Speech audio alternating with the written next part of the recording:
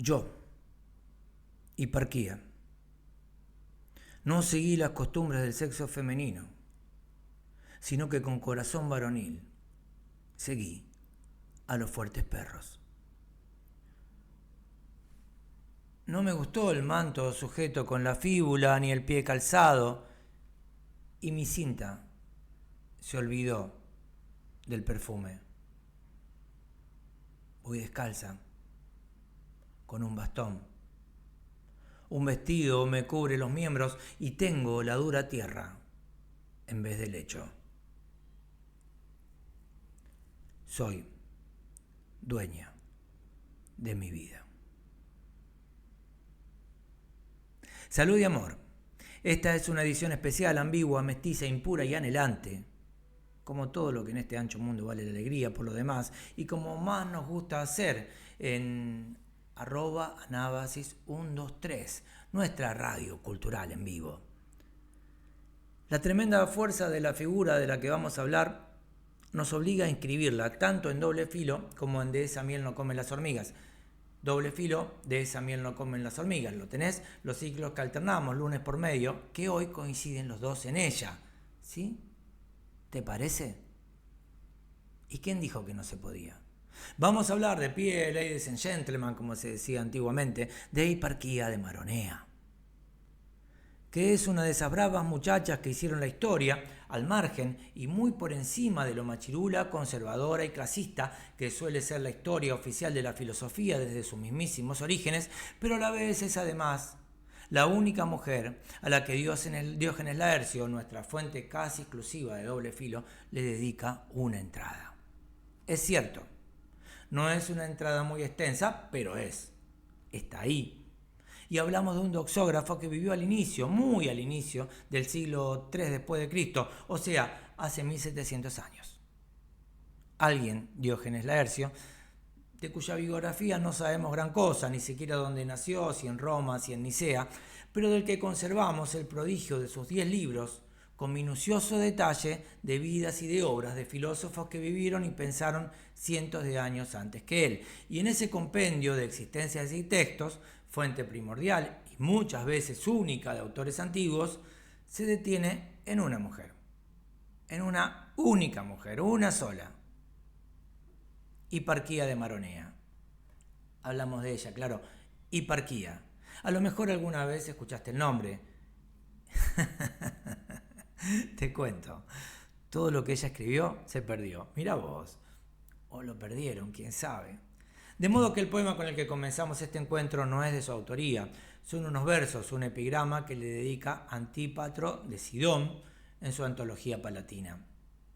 ¿Cuándo vivió este poeta Antípatro? En el siglo II a.C., o sea, 200 años después de Hiparquía, cuya vida transcurrió en el siglo IV. La verdad, algo debió haber tenido nuestra muchacha brava de hoy para que 200 años después de su vida, hacer un ejercicio de memoria y pensar, este país no tiene mucho más de 200 años, hace poco, relativamente poco, festejamos nuestro bicentenario.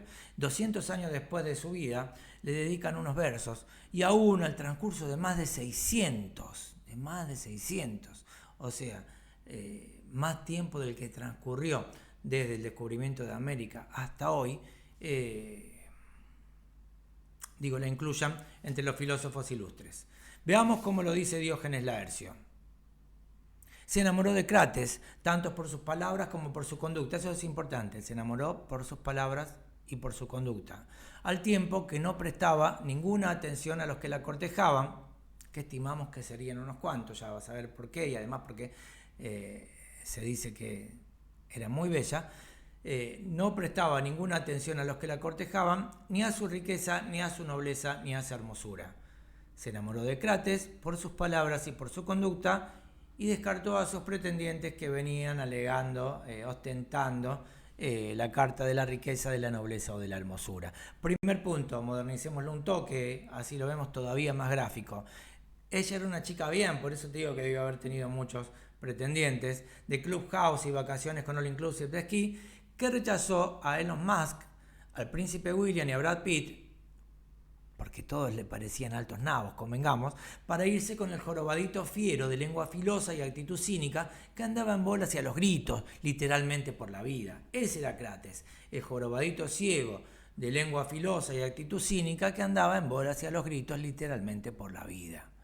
Aunque dicen que era un poquito más conciliador, que era un poquito más pacífico, un poquito bastante más conciliador y más pacífico que su maestro Diógenes de Sinope, ¿no? Al jorobadito Crates, él mismo se trataba así y así se despidió de sí mismo cuando se sintió morir. Esto te lo conté en el doble filo del lunes pasado, que está acá, en la lista de reproducción, bajo ese título, doble filo. A este jorobadito, a Crates, lo había conocido por intermedio de su hermano, del hermano de ella, Metrocles.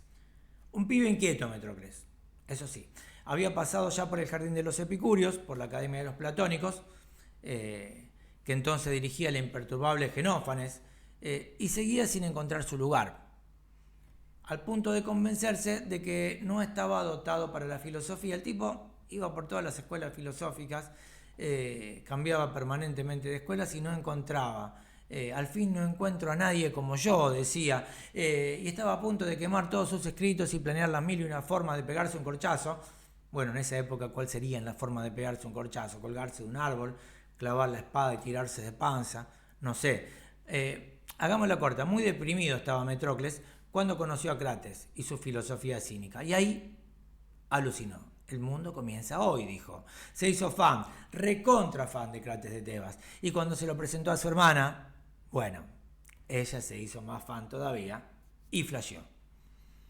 Un dato de color que le podemos pasar a Ángel de Brito o a Janina Latorre o Mariana Bray para que lo tire como una bomba en Los Ángeles de la Mañana.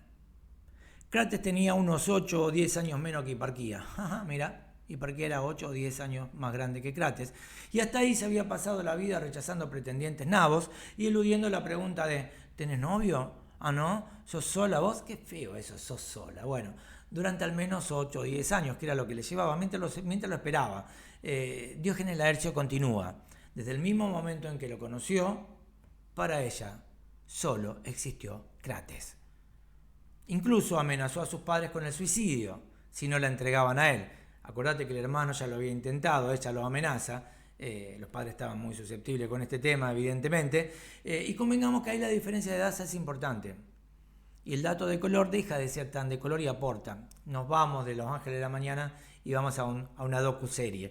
Porque esos 8 o 10 años que ella le llevaba nos fuerzan a dejar de lado la imagen en un tiempo muy habitual, no sé si ahora, de la típica adolescente melancólica, desengañada por primera vez, que llora en los pasillos de la escuela pensando que el amor no es para ella y tenés que convencerla de que la vida sigue.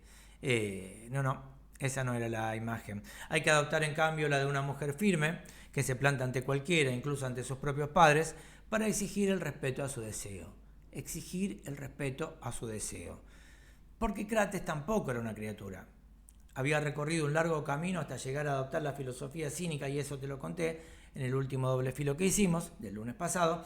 O sea, debieron estar para los estándares de la época, al menos los dos, bastante veteranos.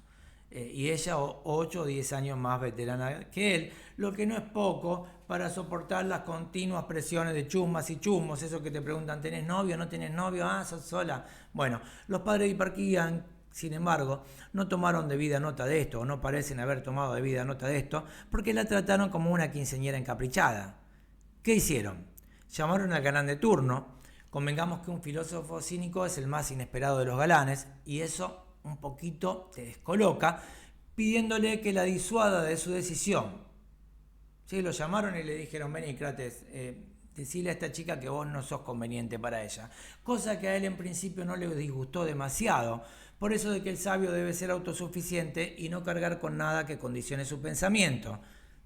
En otras palabras, lo dice Robert De Niro, en esa maravilla cinematográfica que fue una película de culto, clásica, muy antigua, Fuego contra Fuego, que filmaron Robert De Niro y Al Pacino sin encontrarse nunca en el set de filmación porque estaban enemistados, y entonces cada uno hacía su parte y después era toda la magia de la edición. Robert De Niro era un delincuente muy importante y Al Pacino era un policía que empeñó su vida en perseguirlo. fuego contra fuego. ¿Qué dice Robert De Niro? No tengas nada que no puedas abandonar en 5 minutos. Eso es filosofía cínica. No tengas nada que no puedas abandonar en 5 minutos. Te spoileo un poco, después él incumple esa máxima, porque el amor es más fuerte, pero te lo dejo ahí, buscalo, el clásico, y si lo viste, míralo de nuevo, porque es una película impresionante. El tema es que si, como enseña Lacan, no hay objeto de deseo, el deseo es sin objeto. Imagínate que vos pudiste haber sido el deseo de alguien, yo pude haberlo sido, ¿será? Bueno, por más que busque todos los argumentos posibles para apartar a alguien de lo que desea, y aunque se lo presentes al objeto de deseo cantando la hija del fletero, obligándolo a decir con el indio, sopa de almejas es todo lo que como, siempre fui menos que mi reputación. Ponele que Crates se le presentó así a Hiparquía cantándole la hija del fletero, lo tenés, buscala, dale. Sopa de almejas es todo lo que como, siempre fui menos que mi reputación. Aún así poco vas a conseguir. Y ahí empezás a comprender a Deleuze. Somos máquinas deseantes, ¿o no? El deseo es sin objeto, no hay un objeto del deseo, cualquiera, vos, yo, cualquier objeto o sujeto puede ser objeto de deseo, y aún así somos máquinas deseantes. Bueno, dejemos de lado la teoría. Tomando las debidas precauciones para identificar las diferencias en la inscripción de lo deseado, y vamos por parte, y vamos despacito. En un caso, el erotismo, porque todo deseo es erótico, todo deseo es erótico. Eros es el nombre del deseo, ¿sí? Pero en un caso, el erotismo se inscribe estrictamente en el saber, en el otro abarca la vida. Convengamos que lo que hace Hiparquía con Crates es lo mismo que hizo Diógenes de Sinope con Antístenes. ¿Te acordás? Aquel que levantó un palo porque no quería que nadie lo siga, sin guiar ni seguir, decía, levantó un palo para pegarle y él le ofreció la cabeza. Bueno, es lo mismo. El erotismo del deseo, en un lado se inscribe en el saber, en el otro en la vida en su totalidad. Pero la conducta es lo mismo, es la decisión de seguir a alguien independientemente de lo que ese alguien decida. Entonces, cuando Crates se quedó sin recursos retóricos, no pudo más que apelar a la fuerza de los hechos. Al fin de cuentas, y antes que nada, el cinismo es un materialismo, eso está claro. ¿Qué hizo? Si no te desengañas de mí por tu oído, al contrario, se enamoró de él por escucharlo, o sea, no se iba a desengañar por escucharlo. Si no te desengañas de mí por tu oído, vas a desengañarte por la vista. Mirame, mollo, y contestá, ¿qué ves cuando me ves? Bueno, estamos súper rock nacional hoy, pasamos por la hija del fletero, sopa de almejas es todo lo que como, siempre fui menos que mi reputación, y entonces llegamos a Moyo. ¿Qué ves cuando me ves? A Moyo y Divididos. Claro, vamos a seguir. Por ahora volvamos a la cita de Diógenes Laercio. Dice Diógenes Laercio, al final, como no la convencía, se puso en pie y se desnudó de toda su ropa ante ella. Convengamos que la ropa no era mucha, era un manto doblado nada más. Este es el novio, esta es tu hacienda. Delibera ante esta situación, porque no vas a ser mi compañera si no te haces con estos mismos hábitos. Es decir, mira bien, mira esto, este novio, esta hacienda, es lo que hay, pensalo porque no hay regreso. Y volvemos al rock nacional. Si hace frío, desnudate, si es de noche, despertá. El Tanciro y los persas, estoy hablando de rock and roll, solo rock and roll, y ella tan redonda y de ricota. El lujo es vulgaridad, dijo y lo conquistó. Vengan los hábitos cínicos nomás. Porque según continúa el doxógrafo, la joven hizo la elección y tomando el mismo hábito que él, marchaba en compañía de su esposo y se unía con él en público y asistía a los banquetes. Vamos por partes. Se unía con él en público, ¿qué quieren decir? Que cogían en cualquier lado, en cualquier lugar donde les venía la gana. ¿Está claro? Se unían corporalmente y asistían a los banquetes y participaba ella de los banquetes, que eran, ya lo sabés, un ámbito bastante misógino, para decirlo livianamente. Ahora retengamos esta información, porque el relato está un tanto sesgado y ya volveremos sobre esto. Para contar de qué se trataba esta elección que la joven hizo, esta elección por el cinismo, esta elección cínica en términos antiguos. ¿Y por qué resulta tan importante destacar que así como Diógenes se tiraba pedos para denunciar los flatus vocis y se masturbaba en público alegando que ojalá pudiera frotarme la panza cuando tengo hambre para que se me pasara, Crates e Hiparquía tenían sexo, se acogían a la vista y al paso de todos los honorables y no tan honorables atenienses, en la tierra, ahí nomás, en los pórticos, en los monumentos, donde sea. Te spoileo un poco, aunque si viste los otros episodios esto ya lo sabés. Se trata de un gesto filosófico que encierra una ética, una estética y una política. Una ética, una estética y una política. Corte.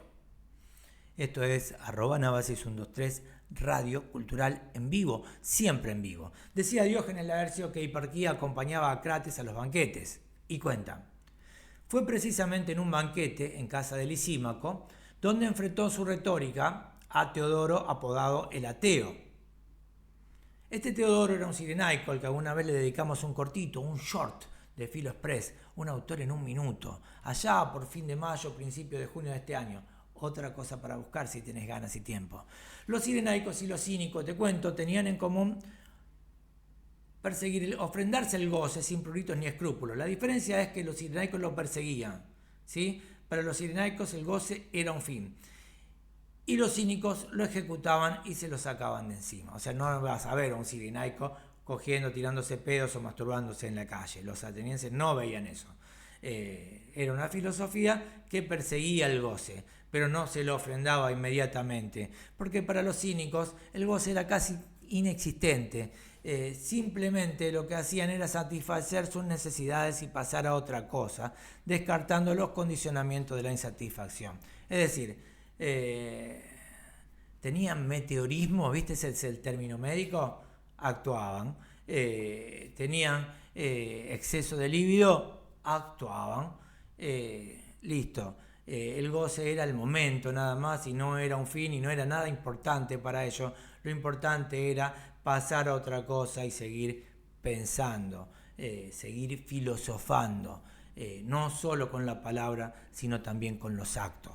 Parece ser que Teodoro, volvamos a la anécdota, a la vida de los filósofos, porque la obra, ya te digo, la perdió o la perdieron o se perdió. Digo, Teodoro no estaba muy cómodo con la inhabitual presencia de una dama ajena, carente de ropas, entre los pibes de la juntada. ¿Qué te parece? Si hay una juntada, caen todos los pibes y viene uno con la novia en pelotas. Entonces la increpó Fernandito en mano, te lo dejo pensando, no me contestes.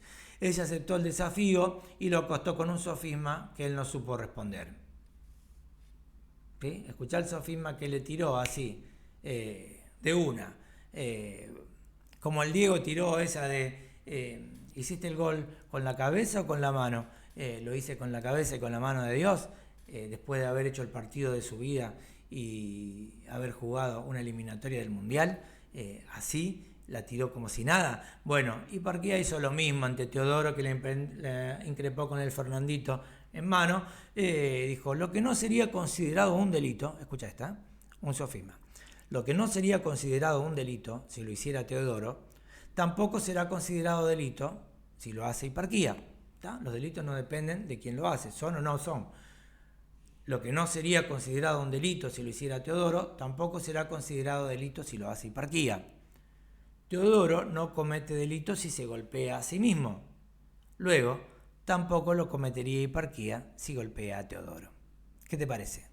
A la lona, acostado. Veamos, hay una inmobiliaria en mi ciudad que hizo poner un cartel, mala publicidad porque me acuerdo del razonamiento, pero no del nombre de lo que se publicita, en la Costanera Central, acá, en la calle que bordea el río Paraná, en la última calle antes del río, acá a unas pocas cuadras. Vos querés vender tu casa, dice, nosotros también.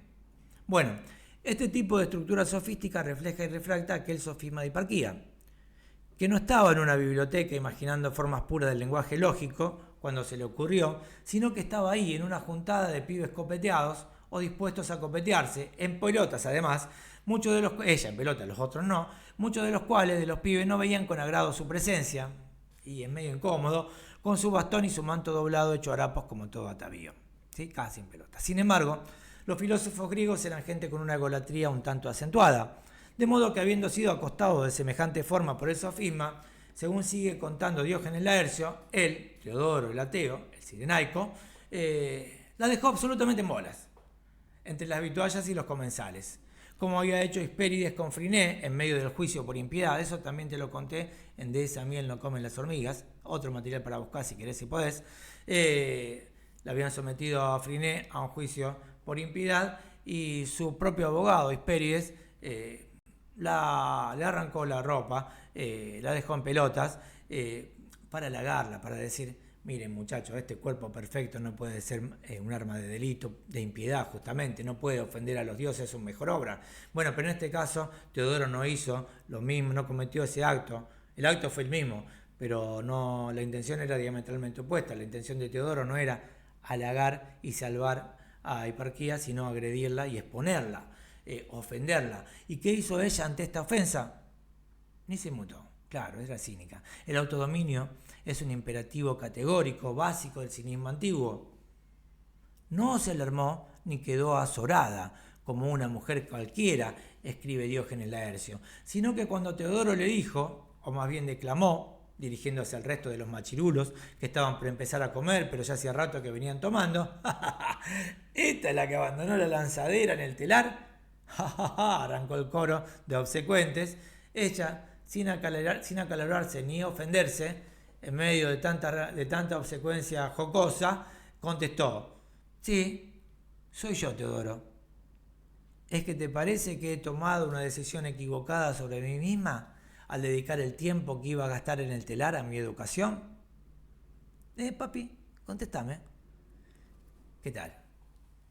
Pero dejemos ahí a Diógenes Laercio, fuente de todos y para todos los filósofos antiguos, que nada dice de la obra filosófica, perdida, de Hiparquía, que serían 4 libros de lógica, y termina la entrada sobre ella hablando de Crates y de las cartas o epístolas que él le escribió, aleccionándola, felicitándola o instándola a seguir por el camino cínico como condición para seguir juntos. ¿Querés vivir conmigo?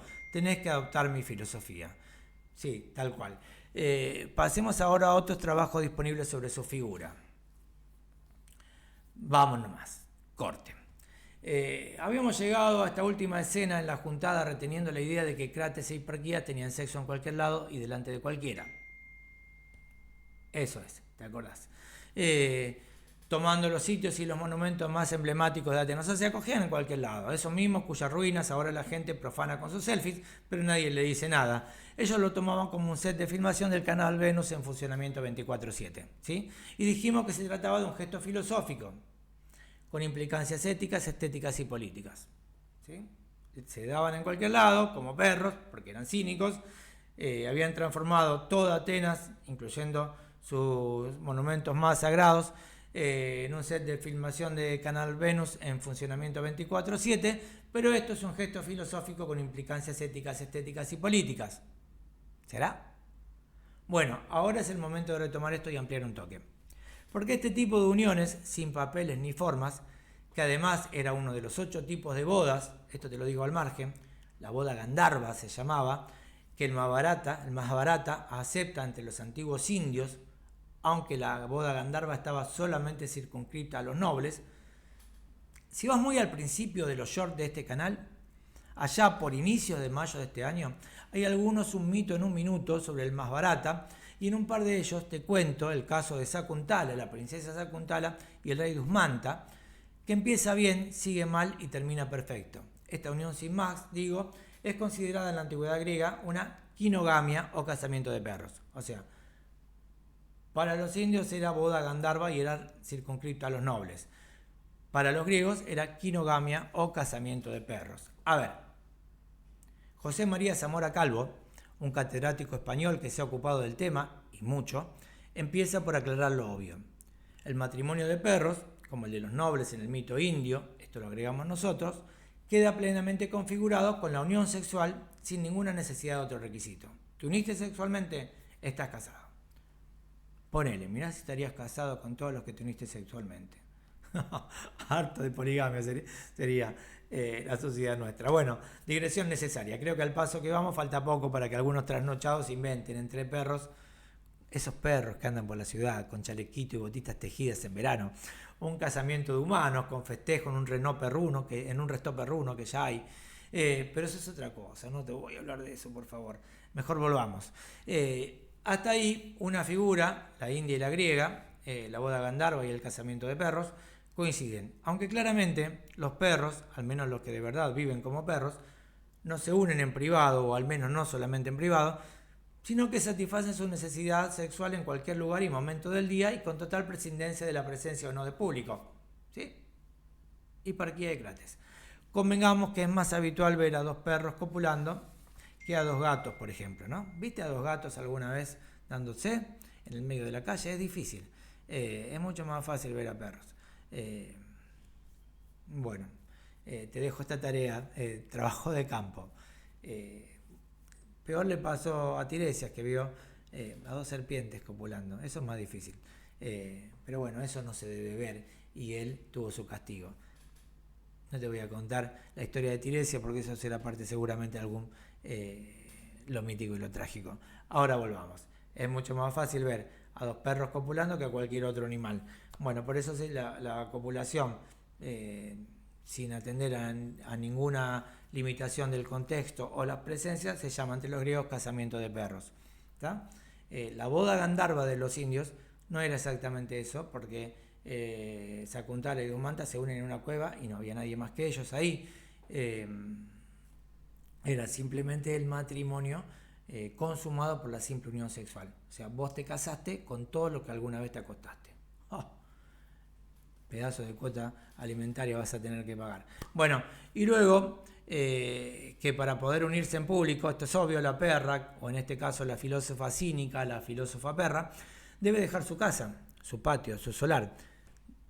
Desde que confinada en un patio con macetas, viste que hay algunos perros que viven y mueren así, en un patio con macetas y pileta de plástico enterrada, es imposible que conozcan a otro perro o a otra perra para satisfacer su necesidad. Entonces le dan pastillas, montan las cortinas, en fin. Entonces, ahora sí, dice Zamora Calvo. Hiparquía de Maronea es, antes que nada, el ejemplo de mujer extradoméstica, que se opone completamente a la imagen de la mujer ateniense, que permanece recluida en el interior de la casa, respetando celosamente las leyes del silencio. ¿Sí? La mujer ateniense estaba recluida en la casa, respetando celosamente las leyes del silencio. El silencio adorna a las mujeres, escribió Aristóteles. Escuchá Aristóteles. El silencio adorna a las mujeres. Por eso te dan Aristóteles y Platón en tu filosofía en tus clases de filosofía de la escuela y no te dan a los cínicos, ¿viste? Ni a los cirenaicos. ¿Te sorprende? Bueno, sos joven entonces. Acá en Rosario, en Argentina, en el mundo, hasta no hace mucho se decía que una mujer era calladita, como si eso fuera una virtud. Es mujer conveniente porque es calladita. Y mirá vos que ni abre la boca. ¿Y por qué es extranjera? Había llegado a Atenas con su familia cuando Filipo conquistó Maronea. ¿Sí? Se escaparon del dominio de Filipo. Filipo es el padre de Alejandro, el macedonio. Pero Hiparquía piensa, sale al espacio público y habla. Ya vimos cómo y ante quiénes. Su aceptación de él, o más bien su opción por el matrimonio de perros, se inscribiría entonces de tal modo en la actitud desafiante del cinismo, como los pedos o las masturbaciones públicas de Diógenes, pero mucho más. En tanto, expresión más elevada del eros cínico, según considera el catedrático que es nuestra fuente ahora, Zamora Calvo, la quinogamia implica una ruptura radical con el matrimonio convencional, como institución religiosa, social y política que determina en el oikos el lugar de las mujeres de la antigüedad. Hasta ahí vamos. ¿Sí?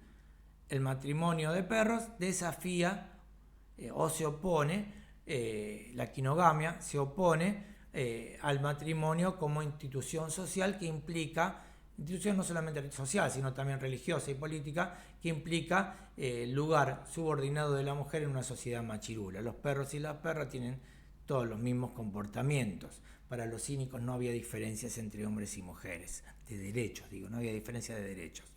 Y ni de obligaciones. Ruptura que se manifiesta además, la de la quinogamia con el matrimonio convencional, por una clara indiferencia, adiaforía, se llama, es el término griego, adiaforía, respecto al acto sexual en sí mismo.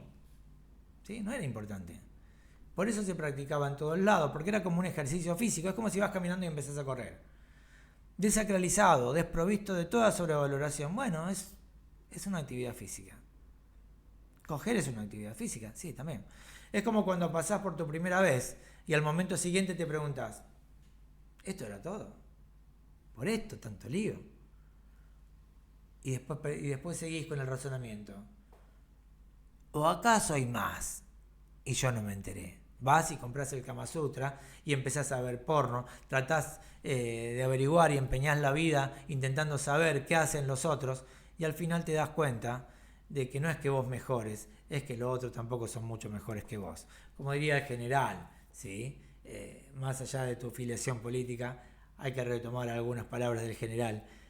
No es que nosotros seamos buenos, es que los otros son tan malos. Bueno, sexualmente a todos nos pasa lo mismo. Después de la primera vez preguntas, ¿y tanto lío por esto? Bueno, y después empezás a mirar para aprender y no aprendés demasiado, pero lo que llegás a saber es que los otros tampoco aprendieron. Bueno, en fin, su negación a los ritos maritales y su decisión de entender el sexo como algo de lo más ordinario, disociado de cualquier trascendencia y totalmente desprovisto de sentido, que por eso se podía hacer en cualquier momento y en cualquier lugar, y no tiene ningún sentido más allá de ese momento y ese lugar en el que se actúa, harían que Hiparquía encarne, según Zamora Calvo, un concepto de matrimonio y de sexualidad en armonía con negación a los bienes de la cultura y el retorno a la naturaleza. ¿Está? Y acá tengo algo para molestarte un poco. Viste que siempre hay algo para molestar. La pregunta guacha de la semana. ¿Qué tanto tenemos vos y yo de Hiparquía y Crates en este punto? Para que te aclaro, no te estoy diciendo que vayamos a la vereda. O que vayas con tu pareja a la vereda y yo vaya con la mía, qué sé yo. O en otros términos, ahí va la pregunta en concreto.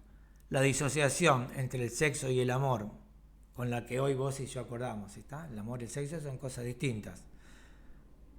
¿Y eso marca necesariamente el fin de la monogamia? ¿O no?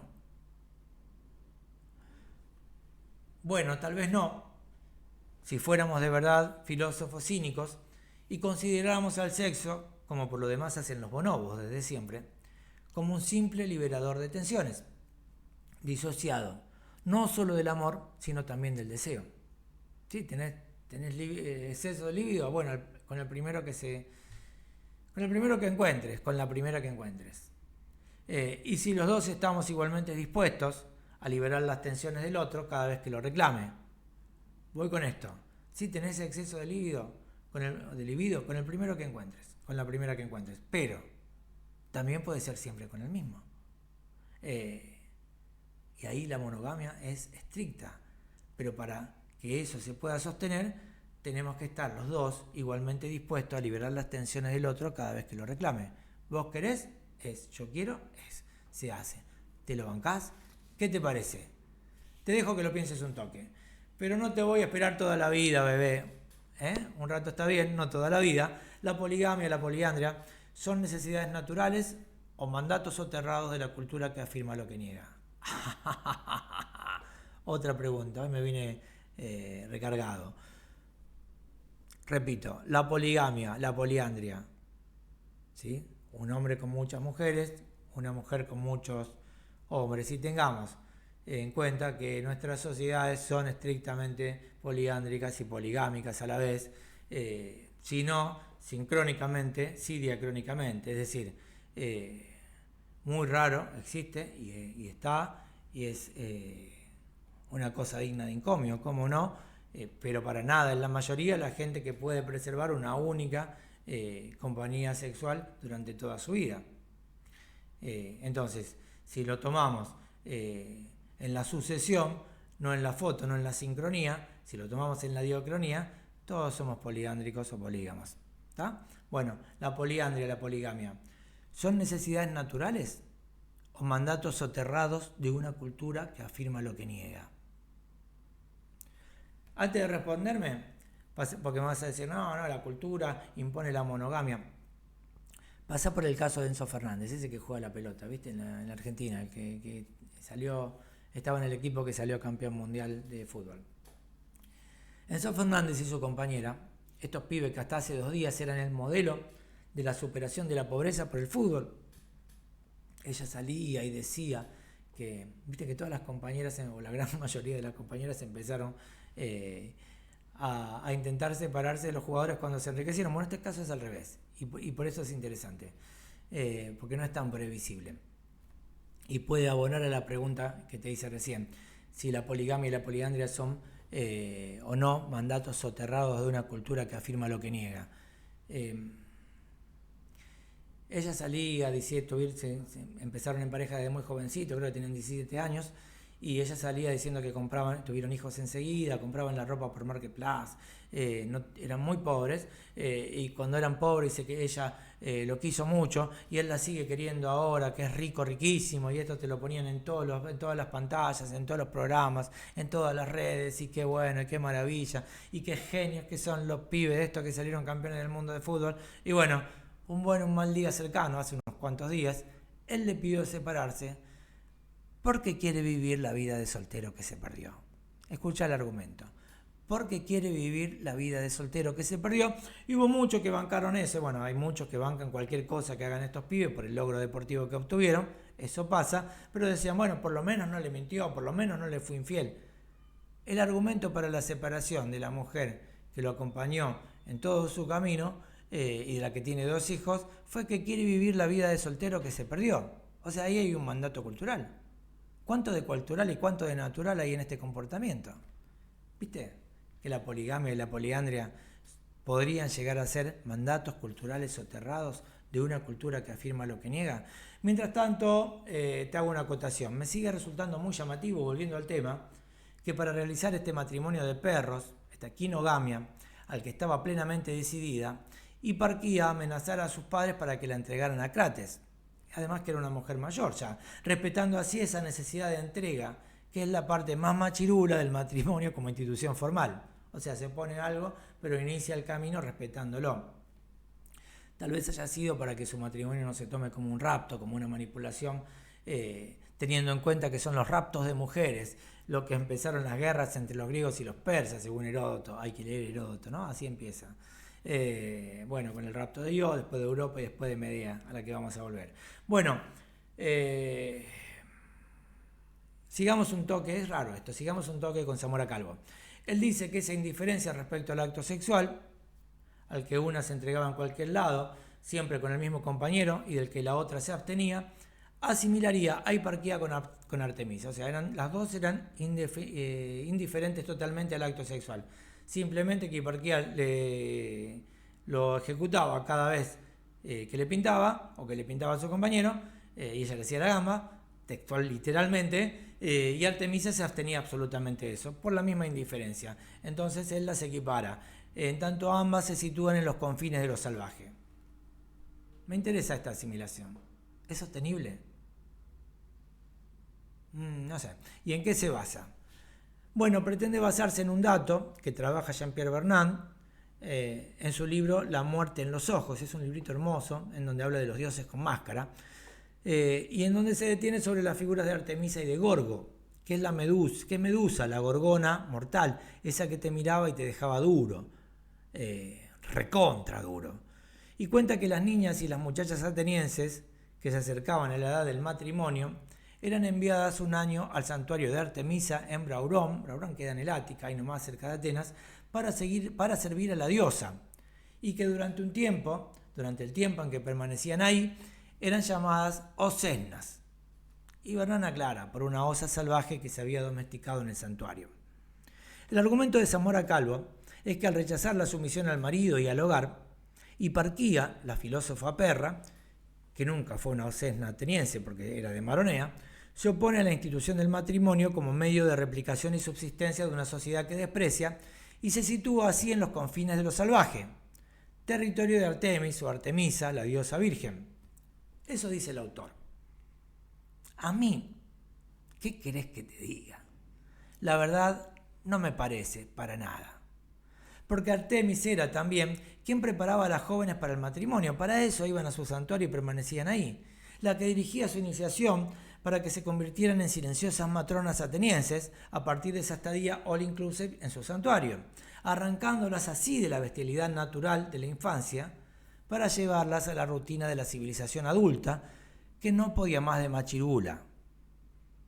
¿sí? El cinismo, y Crates se lo recuerda a Hiparquía en una de sus cartas, cuando ella le teje un abrigo y él se ofende mucho por eso, o sea, no tenés que actuar en ningún momento según los mandatos que se exigen en las mujeres, porque eso sería una debilidad, sería un abandono de la filosofía cínica, y si vos no seguís mi filosofía no podés estar conmigo. Eso le dice en esa carta, en donde ella le entrega una manta que le había tejido. Dos cosas: una manta, cuando el cinismo se basa en acostumbrarse al rigor, y del rigor temporal también, o sea, hay que tener frío para acostumbrarse al frío, y haber tejida por sus mismas manos, o sea, cuando ella tiene que abandonar la rueca y tomar el pensamiento y los hechos filosóficos. Bueno, no puede perder tiempo tejiendo. No se puede perder tiempo absolutamente por ninguna necesidad, según el cinismo, ¿no? Hay que satisfacer las necesidades y seguir, y no hay necesidades de que una mujer se ponga a tejer, y no hay necesidades de abrigo. Bueno, el cinismo sostiene la igualdad entre el hombre y la mujer, eso ya te lo dije. Y Artemisa se llevaba a las niñas a su santuario para que durante el tiempo que vivían ahí como osesnas, o sea, bajo el mote de osesnas, se transformaran en mujeres aptas para el matrimonio, silenciosas y dominadas. Entonces no puede ser más antagónico una figura y la otra. Como Zamora Calvo está, un gran estudioso, un gran catedrático del tema, está asimilando esto. La verdad que yo no lo comparto para nada. Además, Hiparquía nunca se va de Atenas y practica su convicción material en el centro mismo de la polis, o sea, se queda ahí en tanto la dejen, se va si la echan, se fue de Maronea porque Filipo invadió y su familia se fue, nada más. Y en Atenas, en la polis, en el centro mismo del poder real, solo podrá ser una filósofa perra si se comporta como un perro. Luego, si hay que buscar un modelo mítico para ella, creo que el más apropiado es Medea. ¿Cómo no? Que era además una hechicera, sacerdotisa de Hécate, a quien llamaban la perra, fíjate vos. Y ahora te voy a leer un poquito nomás, un poco nomás, solo un poquito, para que evalúes por vos mismo, por vos misma, esta asimilación, si no es más conveniente que la que hace Zamora Calvo. Vamos a leer de Eurípides, de la tragedia Medea, la carta de Medea a las Corintias. No es una carta, la alocución de Medea a las corintias, a las mujeres corintias, cuando se entera que Jasón la va a dejar para casarse con la hija del rey, con la princesa del rey Creonte, con la hija del rey Creonte, con la princesa de Corinto. Ahí está. Esto es Anábasis, Radio Cultural en vivo, siempre en vivo, y termina con una lectura nuestro episodio de hoy, nuestro episodio doble, de doble filo y de esa miel no comen las hormigas. Medea aparece en escena y se dirige al coro de mujeres corintias. Mujeres corintias, he salido de mi casa para evitar vuestros reproches, pues yo conozco a muchos hombres soberbios de natural. A unos los he visto con mis propios ojos y otros son ajenos a la casa, que por su tranquilidad han adquirido mala fama de indiferencia. Es evidente que la justicia no reside en los ojos de los mortales, cuando antes de haber sondeado con claridad el temperamento de un hombre, odian solo con la vista, sin haber recibido ultraje alguno. El extranjero debe adaptarse a la ciudad y no alabo al ciudadano de talante altanero, que es molesto para sus conciudadanos por su insensibilidad. No alabo al ciudadano de talante altanero, que es molesto para sus conciudadanos por su insensibilidad. En cuanto a mí, este acontecimiento inesperado, es decir, el abandono de Jasón, que se me ha venido encima, me ha partido el alma. Todo ha acabado para mí, y habiendo perdido la alegría de vivir, deseo la muerte, amigas. Pues el que lo era todo para mí, no lo sabéis bien, mi esposo, ha resultado ser el más malvado de los hombres.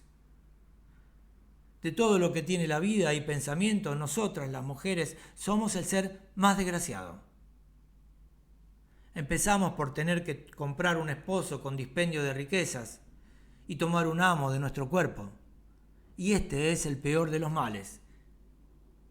Y la prueba decisiva reside en tomar a uno malo o a uno bueno. A las mujeres no nos da buena fama la separación del marido y tampoco nos es posible repudiarlo. Y cuando una se encuentra en medio de costumbres y leyes nuevas, hay que ser adivina, aunque no lo haya aprendido en casa, para saber cuál es el mejor modo de comportarse como su compañero de lecho.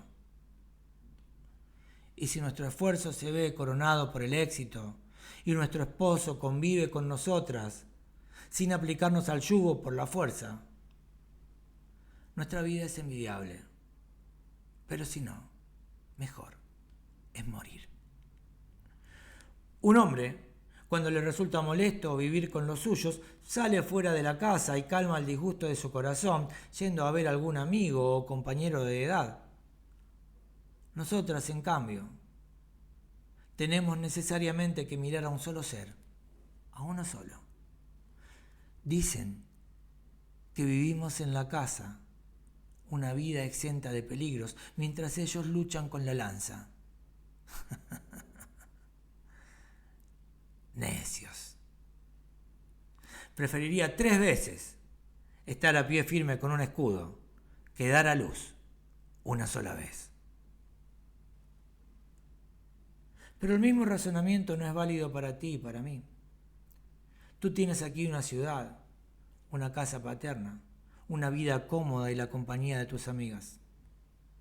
Yo, en cambio, sola y sin patria, recibo los ultrajes de un hombre que me ha arrebatado como botín de una tierra extranjera, sin madre, sin hermano, sin pariente, en que pueda encontrar otro abrigo a mi desgracia.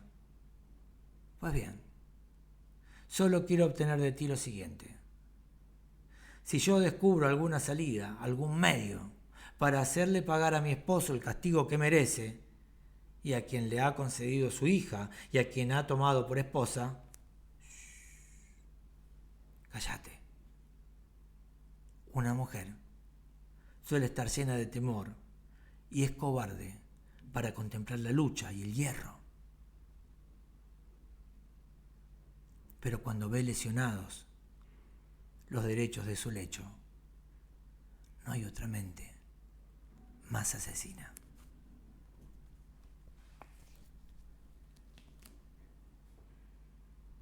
Cuando ve lesionados los derechos de su lecho, no hay otra mente más asesina. Decime si esto no es hiparquía de Maronea. Y en todo caso, después le escribimos a Zamora Castro con nuestros argumentos. Salud y amor, buenos sueños que siempre hacen falta. Nos estamos viendo el miércoles con lo mítico y lo trágico. El jueves arrancamos con un proyecto nuevo, con Juana Guzzi, Lecturas Cruzadas, y el viernes volvemos con el lector ermitaño. El lunes, otro ciclo de esto. ¿Será de doble filo? ¿Será de esa miel no comen las hormigas? Ya te enterarás. Por lo pronto tenemos toda la semana para seguir charlando sobre hiparquía de Maronea. Si te gustó el video, un like, una suscripción, un compartir, nos vienen bárbaro.